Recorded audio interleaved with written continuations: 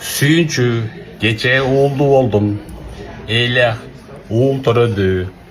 Андыктан мен банкка келдим. Акыркы 5-6 күндө түшкөн 1.700.000 сомду алыш үчүн келдим.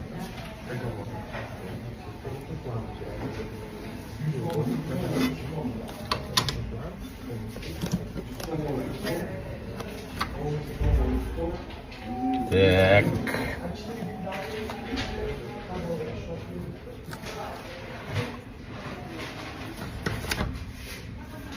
Al resepteyimiz.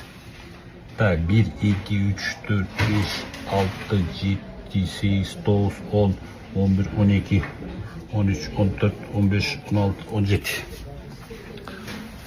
O şimdi 1.700.000 сом акыркы 5-6 күндө түштү.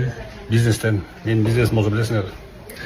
В общем, мен иштеткен бизнес, мей бизнеси, интернет бизнес, онлайн, реферальный бизнес, офлайндан болсо рента, перевозка.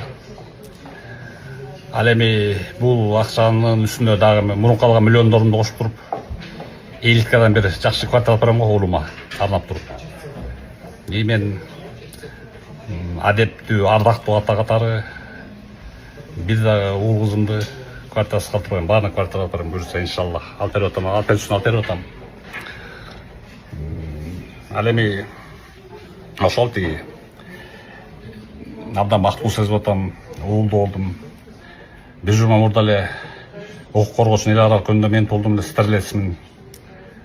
Андан кийин бул уулум төрөлдү стерлес болуп. Вашингтондо балам да стерлес, ал 14 декабрда төрөлгөн.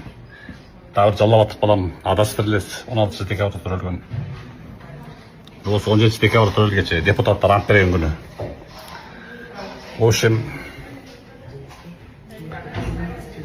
бул акчага кошом дагы бир чек чейген илкирамды квартира берсем, бул уулума. В дальнейшем сапшу атын ким койдук, ошолордун баарын. В общем, ушунака